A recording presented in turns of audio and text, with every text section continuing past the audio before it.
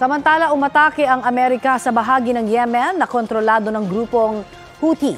Ayon po sa White House, napigil ng kanilang pag-atake ang missile na ilulunsad sana ng grupo.